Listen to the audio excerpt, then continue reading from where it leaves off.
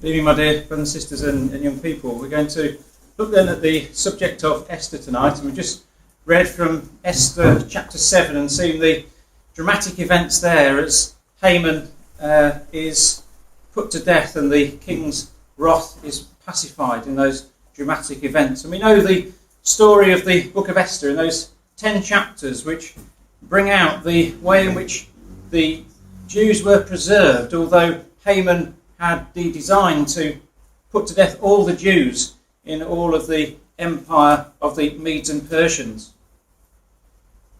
And we read this book and we see the dramatic events it contains. But it's noteworthy that there is no direct reference to God in the book of Esther, a comment which applies only to this book and to the Song of Solomon. And yet, when we read this book, it's very clear to see that God's hand is at work. And similarly today, God's angels are at work. The Most High rules in the kingdom of men.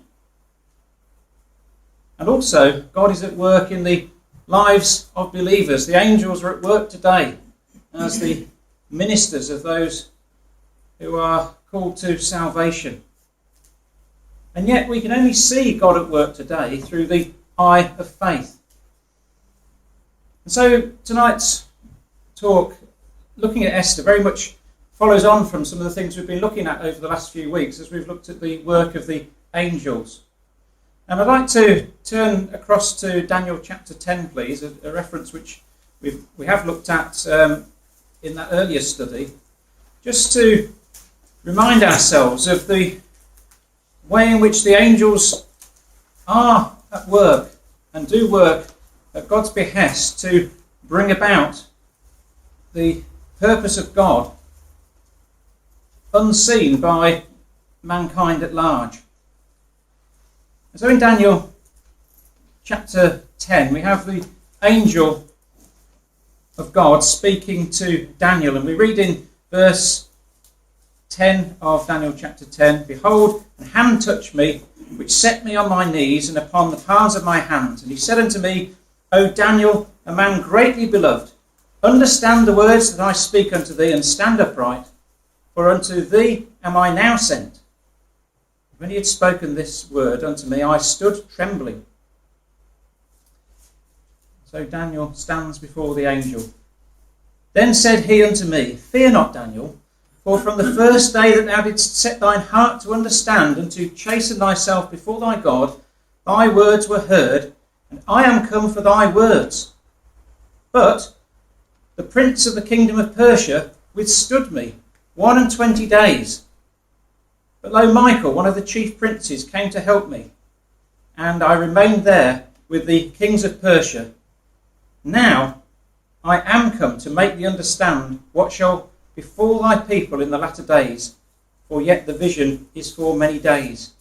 And so just in this example, we see the angel explaining to Daniel the work that he's been doing in the background, unseen by humankind, that he was withstanding he was withstood by the king of Persia for 21 days. But there, Michael, the chief of the princes, came and helped him. And so there in the background, God is at work, bringing about his purpose.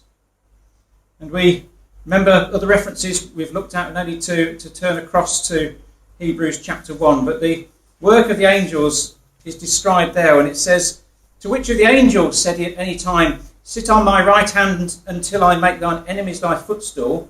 Are they not all ministering spirits, sent forth to minister for them who shall be the heirs of salvation?"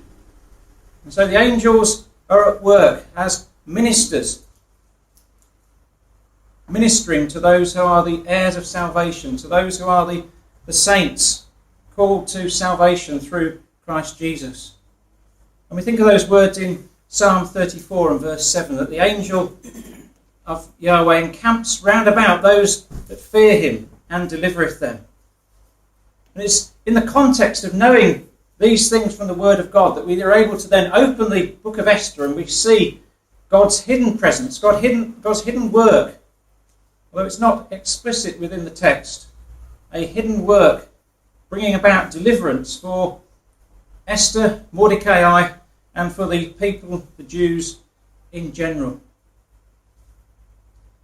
When we think about what we see here in this book of Esther, God's work of deliverance is a pattern for the work of deliverance which is being prepared by the angels as we speak.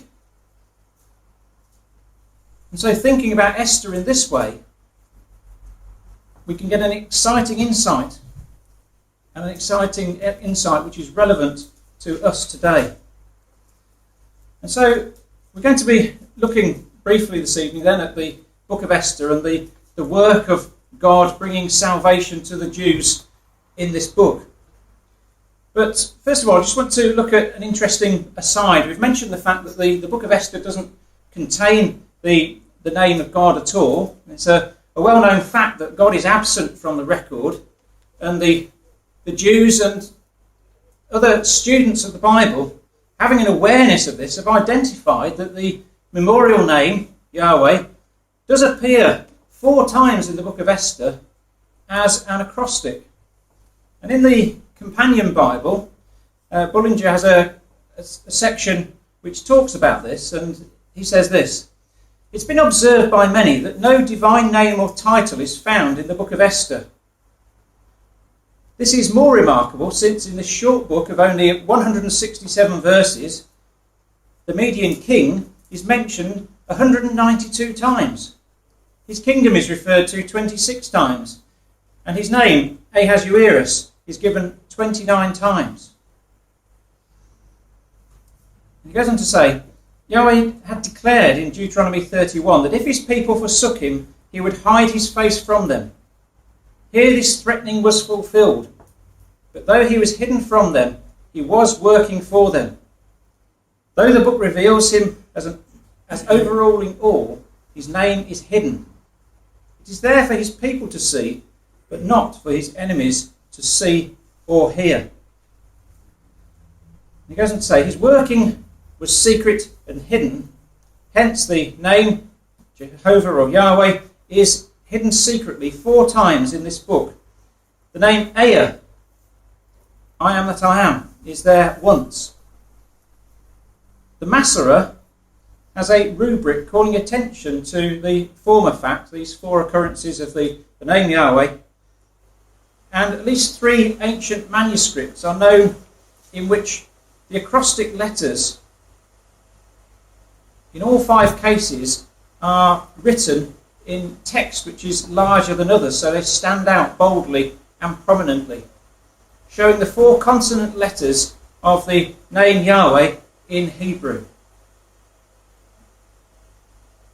And so the English, what we would have in the authorized version as Lord in capital letters, the Hebrew letters for the name Yahweh are there as an acrostic.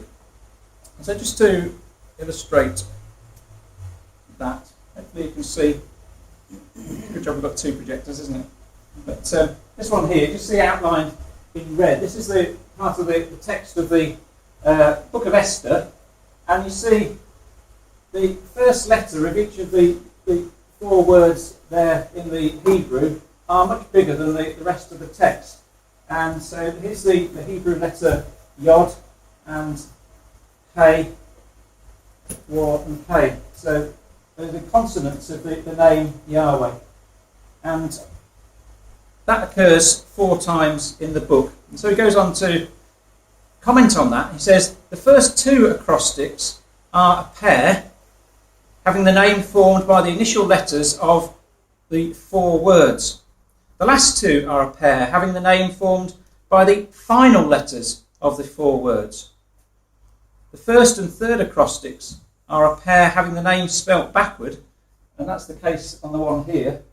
I think Hebrew being written from right to left. The letters are H, W, H, Y, which is the name Yahweh in the Hebrew would come out backwards in that particular case. and the second and fourth are a pair having the name spelt forward. And they form an alternation. Backward, forward, backward, forward. The first two acrostics are a pair having the name formed by initial letters of the four words, and the second are a pair spelt forward. And so that's just an interesting observation. It doesn't really have a great bearing on the subject of God's work, but it is interesting that there within the text the name of God is there hidden in this acrostic, just looking at the first or the last letters of those words. So returning then to the main subject of this evening, we're going to look then at the events in Esther. And the events in Esther do not record amazing miracles like the parting of the Red Sea or the sun standing still. They are apparently a series of events just which happen. But they're not, are they? They're not random events or a series of coincidences. The events had to happen in the right way, and they had to happen in the right order. God's promises were at stake in what was going on here in the time of Esther. And we think about the different factors which come together in the events as it comes to its climax towards the end of the book. It had to have Haman's rise to power and also his hatred of the Jews. We needed to have Mordecai the Jew sat there in the gate in order for him to be hated by Haman, which generated that desire to destroy all the Jews. We had to have the Gentile queen Vashti taken out of the way and replaced by the faithful Jewish queen Esther. The timing of the events throughout the months of the year covered by this book had to allow for communication throughout the empire and deliverance and the victory of the Jews. And in the events of Esther, God's promises were at stake. And so God was in control to ensure that his promises were not broken. So let's have a think then about some of the aspects relating to the man Haman. We're going to look at the main characters as we go through. If we turn back in Esther to the 3rd chapter, that's where we are introduced to Haman.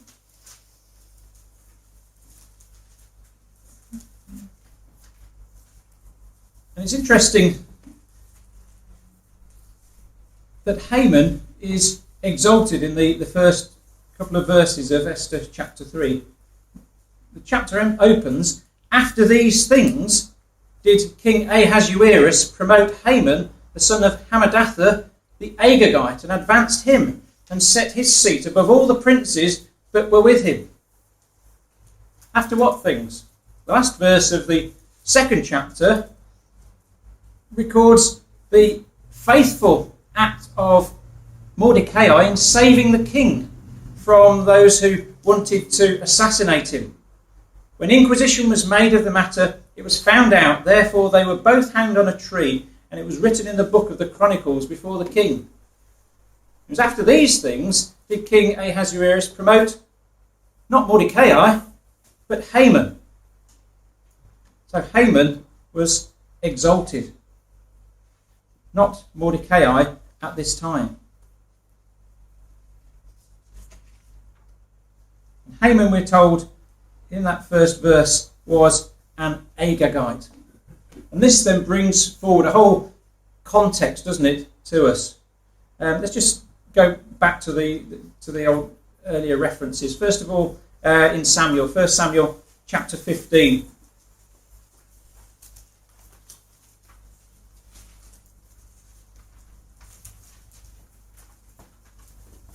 Remember the events of 1 Samuel chapter 15 where Saul was commanded to destroy all the Amalekites.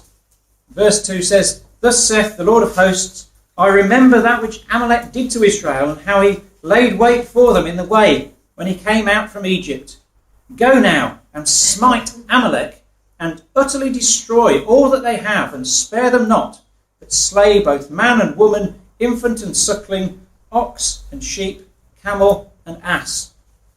So King Saul was directed to destroy the Amalekites. And the king of the Amalekites is named in verse 8. He took Agag, the king of the Amalekites, alive. So Saul failed to do what he had been told to do, and as a result he's told that the kingdom is going to be taken from him. But what I want to pick up from 1 Samuel 15 is this link which the book of Esther gives to us, that Haman was an Agagite, descended or linked then with Agag, the king named here, who was an Amalekite. And let's just go back from Samuel to the record in Exodus chapter 17, where 1 Samuel 15 was referring us to. Exodus 17 is that time of the Exodus when Israel fought against the Amalekites. And Joshua led Israel in that battle. And verse 13 says of Exodus 17, Joshua discomfited Amalek and his people with the edge of the sword.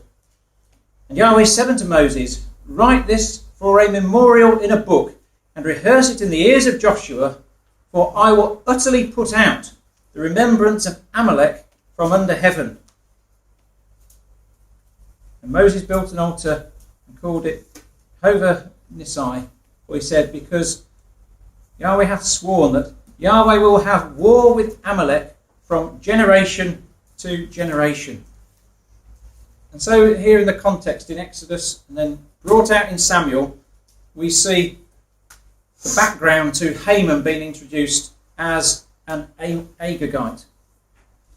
So we've got the history, we've got the events here in Esther, and then we can think to the future. When we get to the final destruction of the haters of the Jews, Ezekiel 38, the power is called Gog. There's, again, with a link there to the idea of Agag.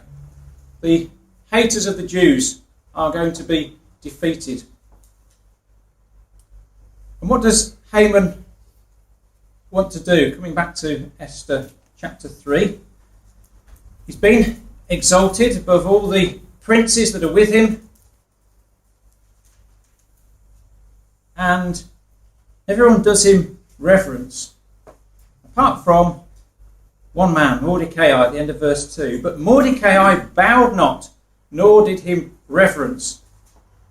And as a result of that, a result of one man's action, Haman wanted to destroy the Jews completely.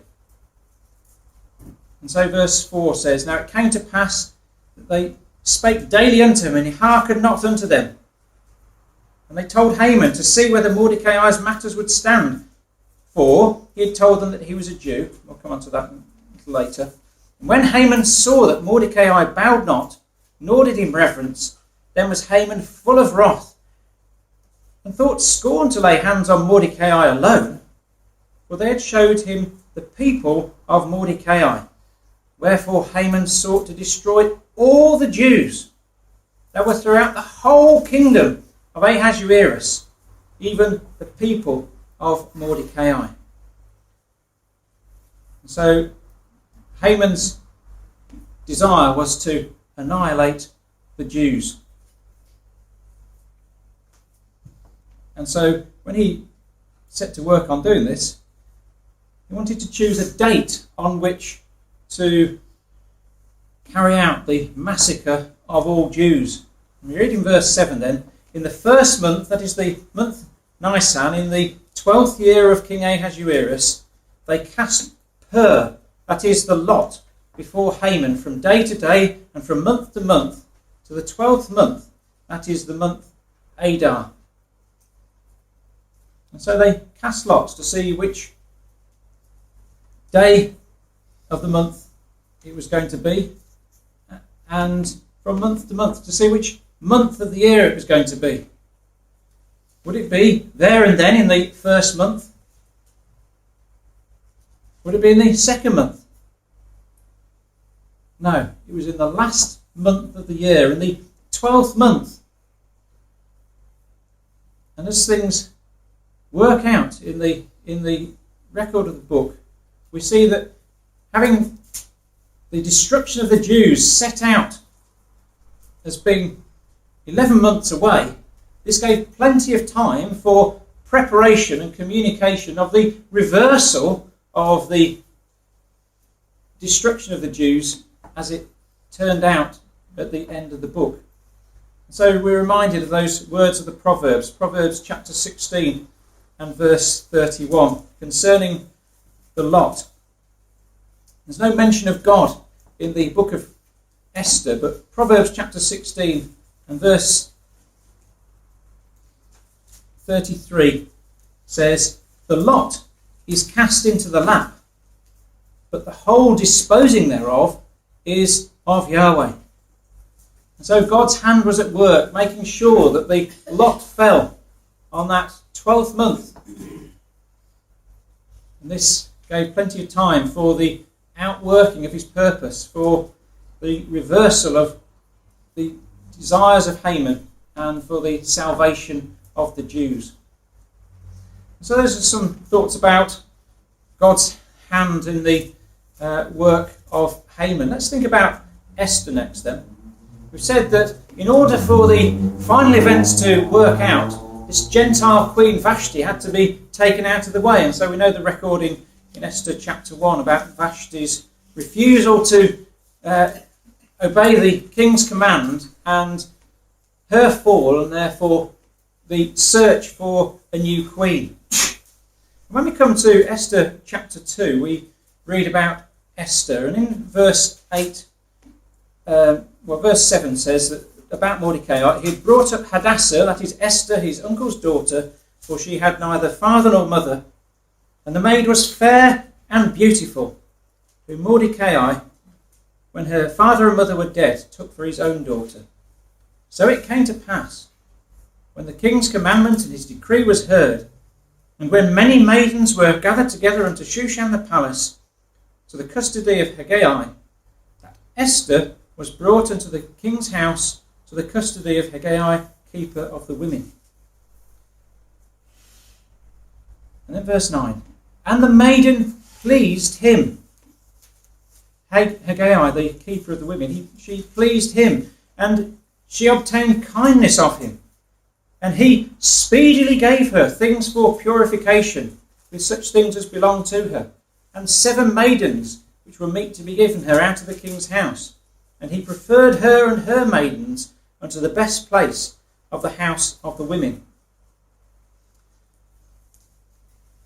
Very similar situation came about for Daniel as he was taken to Babylon. Just come across to Daniel chapter 1. He was brought into the sphere of the king, a great Gentile king and emperor.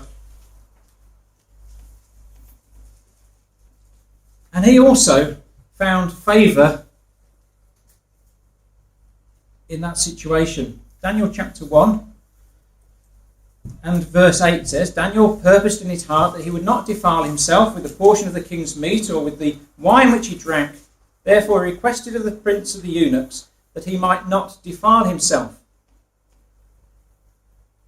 Now God had brought Daniel into favour and tender love with the prince of the eunuchs.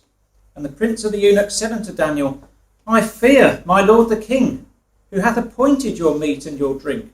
For why should he see your faces worse liking than the children which are after your sort? Then shall he make me endanger my head to the king. And so Daniel says, prove thy servants. And verse 14, he consented to them in the matter and proved them 10 days. And that was because he was looking upon Daniel and his friends favourably. And we're told quite explicitly in Daniel that, verse 9, God had brought Daniel into favour with the prince of the eunuchs. Exactly the same thing's happening here, isn't it, in Esther and chapter 2. There's no explicit mention of God bringing her into favour, but we can see the hand of God at work. And so when we come back in Esther chapter 2 to verse 17, the outcome was that when she came before the king loved Esther above all the women, and she obtained grace and favour in his sight more than all the virgins, so that he set the royal crown upon her head and made her queen instead of Vashti. And so the Gentile queen had been taken out of the way, and this faithful Jewish queen, who also happened to be fair and beautiful, which is what the king was looking for, she was there as the queen, ready for the final events to unfold. We think then about Mordecai next. And Mordecai was also introduced in this second chapter in verse 5. Now in Shushan the palace there was a certain Jew whose name was Mordecai, the son of Jair, the son of Shimei, the son of Kish, a Benjamite.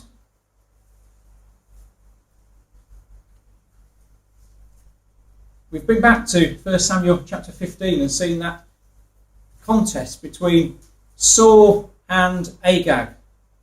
Saul the Benjamite and Agag the Amalekite. And here, Mordecai is, we're told, a Benjamite, and he was also the son of Kish, just as Saul was. Saul the son of Kish, Mordecai the son of Kish, a Benjamite. So just as the events surrounding the naming of Haman set in beautiful context what's going to happen, so very much the same is the case when we look at Mordecai. And so when we have read in verse 4 of chapter 3 that Mordecai refused to do reverence to Haman, and he reveals in verse 4 he had told them that he was a Jew, we can see the principles upon which Mordecai would refuse to do this. He knew those words of God in Exodus chapter 17, that God would have war with Amalek from generation to generation. That God's purpose was to destroy the Amalekites. There was no way that Mordecai, this faithful Jew, would show reverence to an Agagite. And so he refuses to do that, regardless of the consequences and the great consequences that came of it. Not only was his life endangered, but the life of all the Jews then were in danger because of the greatness of the wrath of Haman.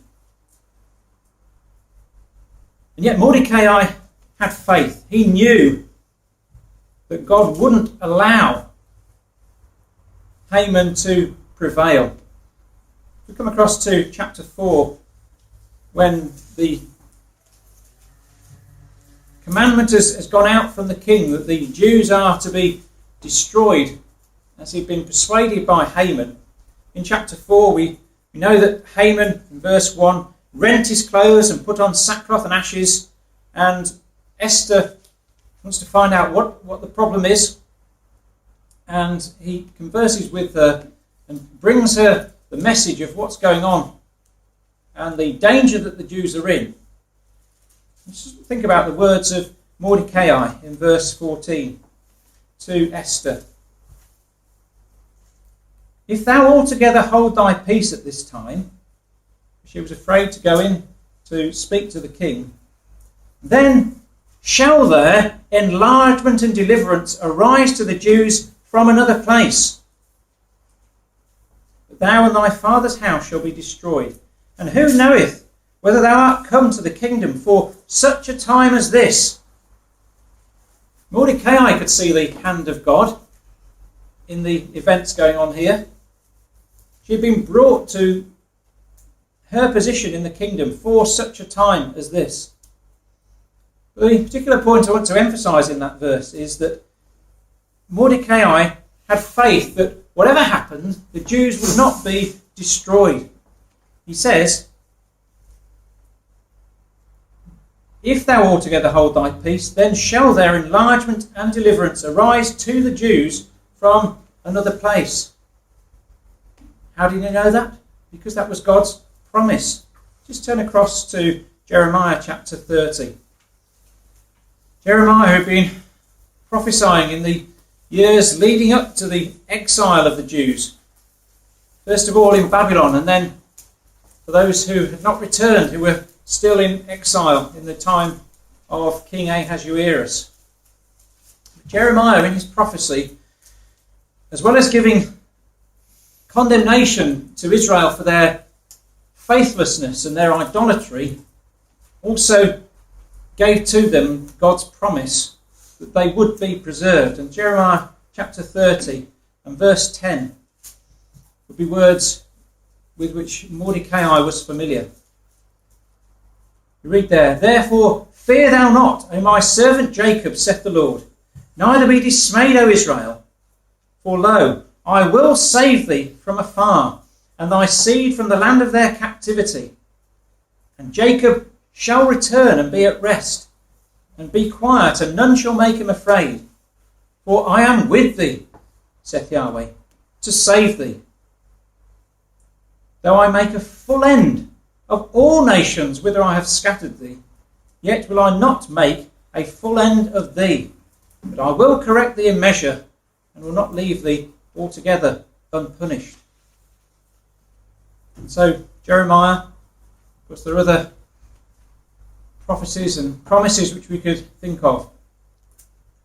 Jeremiah had given his prophecy from God that the Jews would not be destroyed. And so Mordecai knew that deliverance would arise one way or another, whether it was through Esther or not. And deliverance did arise. It's interesting to note in chapter 6 that not only did Mordecai recognise that and know that the Jews would be saved, but this was recognised even by the family of Haman when we get to Esther chapter 6 and verse 13. When Haman goes home and he reports what's happened and that Mordecai has been exalted before him. In verse 13, Haman told Zeresh his wife and all his friends everything that had befallen him, and he then said his wise men and Zeresh his wife unto him, "If Mordecai be of the seed of the Jews, before whom thou hast begun to fall, thou shalt not prevail against him, but shalt surely fall before him." I don't know where they got that information from, but certainly it's a confirmation and a reiteration of what we saw there in Jeremiah, and also going right back to the words of God to Abraham as he was called out of Ur of the Chaldees, when he said to him, "I will curse him that curseth thee, and in thee shall all kindreds of the earth be blessed." Those who cursed him, like Haman, would be cursed. And so even his family could see that if it was the Jews that you've started to fall before, you will not prevail him before them, but will surely fall before him. And so the events in these chapters are dramatic, aren't they? Mordecai goes from being threatened with the gallows, which have been raised up by Haman, to being exalted to sit beside the king at the end of the book. And here are a series of coincidences, but they're not coincidences. They had to happen in the right way. It wasn't something which could have happened and been left to run, left to chance. You think of what happened in these events. The gallows were erected by Haman. And then in chapter 6 and verse 1, after that, he caused the gallows to be made. The very next verse says, on that night could not the king sleep. It was on that night, when the king couldn't sleep, that he chose to read the Chronicles. Which Chronicles would he read? It was on that night that he read the Chronicles which recorded the good deed of Mordecai. If Mordecai had been exalted and rewarded at the time, then there would have been no need to reward him when we get to chapter 6. But God had been at work. He'd made sure that Mordecai wasn't rewarded and that he would be rewarded just at the right time. And then, just at the right time also, Haman arrives in the court to see the king as the king considers what to do to reward Mordecai for his good work. And so we see so clearly the angels of God at work throughout the events in Mordecai's life and in the events which lead to the deliverance of the Jews, which we come to at the end of the book. I wanted to think, when we're thinking about this, of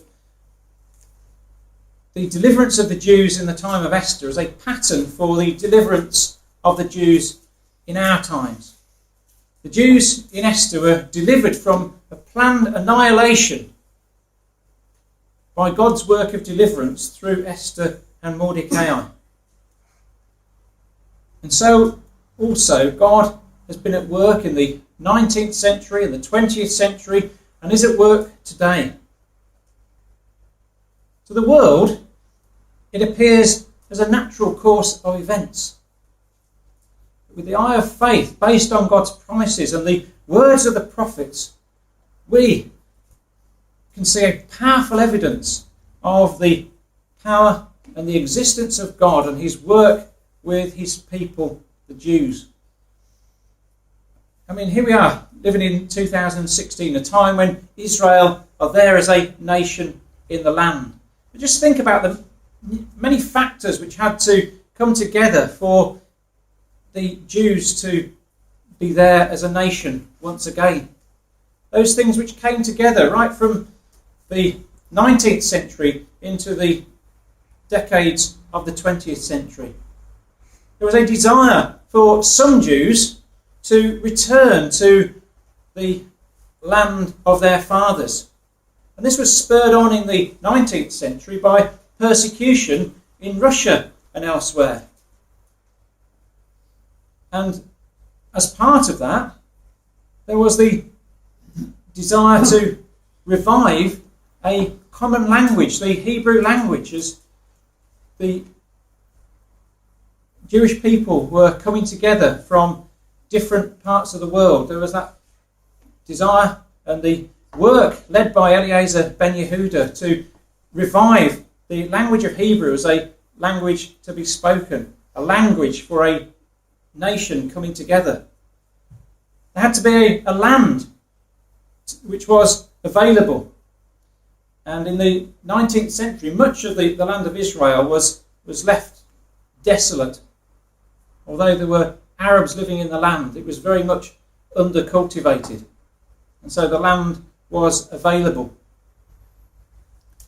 And whilst there were a few Jews who wanted to go back to the land, it was persecution which really increased the desire of the Jews to have a land of their own and to return to what would become the land of Israel.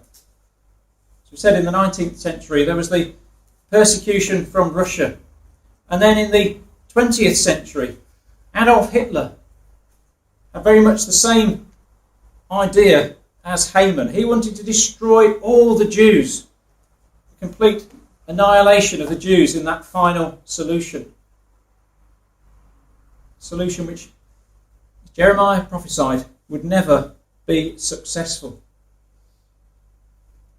But the creating of that nation also required the Jews to be looked upon favourably. And that came out of the persecution of the Jews in the Second World War. It led to a favourable vote of the United Nations in 1947, where the United Nations voted in favour of the creation of the state of Israel. And yet, that wasn't universal. There was the politics of the surrounding Arab nations who didn't want Israel to be created as a state. And yet Israel, small group of people, well outnumbered by the Arabs round about them, had some defensive capability. And so we know the history. The State of Israel was formed in 1948. Immediately the surrounding Arab nations declared war, and yet this small outnumbered people was able to defend itself, to in fact extend its territory and to secure itself as a nation. And we just think of the example of the later victory of the State of Israel in 1967 in what's known as the Six-Day War.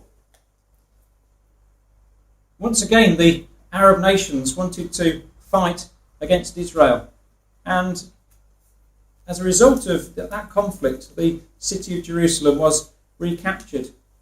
Just one little example here of how small things that happen can change world events dramatically. As part of that Six-Day War, and the preparation, because Israel knew that war was coming, Israel had hoped, according to Charles Messenger in his book on conflict in the 20th century, he said that Israel had hoped that Jordan would stay out of the fighting as the war commenced in June 1967. But on the first morning, Nasser, who's the leader of Egypt, telephoned the king of Jordan, claiming that he had destroyed many Israeli aircraft, that his tanks were moving to link up with the Jordanians, and Hussein, king of Jordan, therefore gave the order to attack, which his forces began to do south of Jerusalem. The Israelis immediately launched attacks of their own. By the end of the 7th of June, they had seized the Arab half of Jerusalem after fierce fighting and occupied the west bank of the River Jordan. And it comments, King Hussein himself was very bitter. Both the Syrians and Iraqis had promised to send troops to help him, but neither did. And so we see that as a comment as what Israel were expecting. They hoped that Jordan would stay out. If that was the case, they wouldn't have fought against Jordan and captured Jerusalem. What had God said? That the city of Jerusalem would be trodden down of the Gentiles until the times of the Gentiles are fulfilled. And that was God's purpose, then that's what would happen. And so we see the hand of God still at work today. As we said, in the events in the 20th century, God was at work. In the future, we know that things will change and that God's hand will be seen. Just coming back to Esther, to chapter 9. Interesting to see the comment that's made in relation to the way in which the Jews were victorious over their enemies. Esther chapter 9 verse 25 says, "But when Esther came before the king, he commanded by letters that his wicked device which he devised against the Jews should return upon his own head, and that he, Haman, and his sons should be hanged on the gallows." The Jew haters' plans returned upon their own head. And thinking about that, we think of the future events still to come. Let's just come across to Joel chapter 3.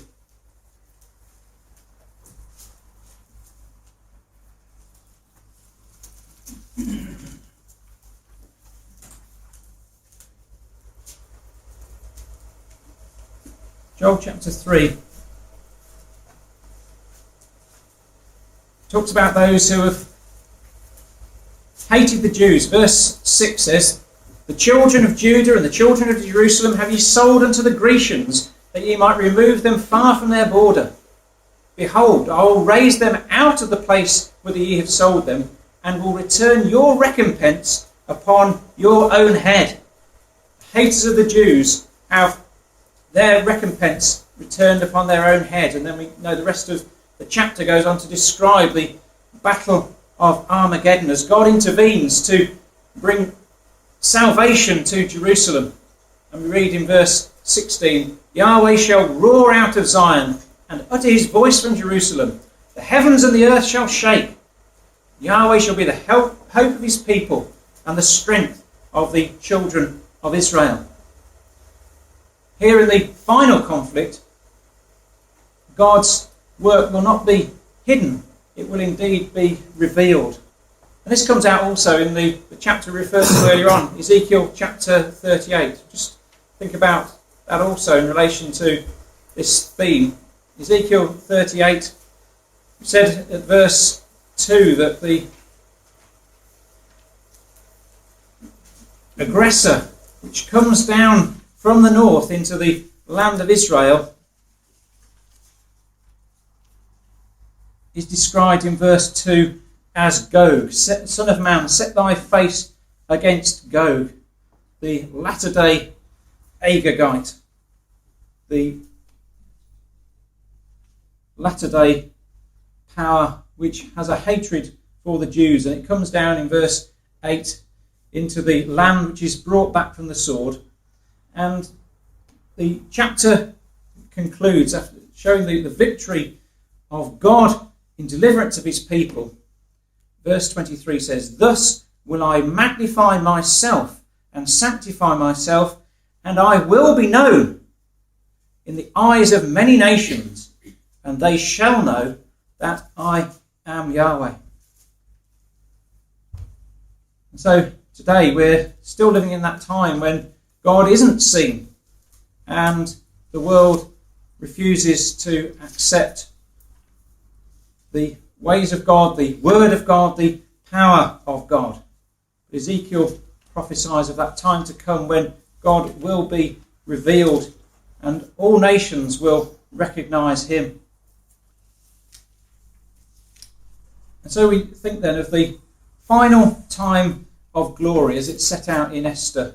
In the 9th and 10th chapters we have the reversal when the Jews have their victory over those who hate them, and we have a picture of the kingdom of God established in type. In verse 1 of chapter 10 we read, The king Ahasuerus laid tribute upon the land and upon the isles of the sea, and all the acts of his might and his power and his might, and the declaration of the greatness of Mordecai whereunto the king advanced him. Are they not written in the book of the Chronicles of the kings of Media and Persia? For Mordecai the Jew was next unto the king Ahasuerus, great among the Jews, and accepted of the multitude of his brethren, seeking the wealth of his people, and speaking peace to all his seed. And so, brothers and sisters and young people, we see in this book wonderful events, the hand of God at work, bringing salvation to his people there in the days of Esther and Mordecai. And words which give us confidence that we living in these last days, in a time when we also only see the work of God through the eye of faith, are about to come to that time when God will be revealed and when all the nations will recognize Yahweh as the true God, the great creator and the God of Israel.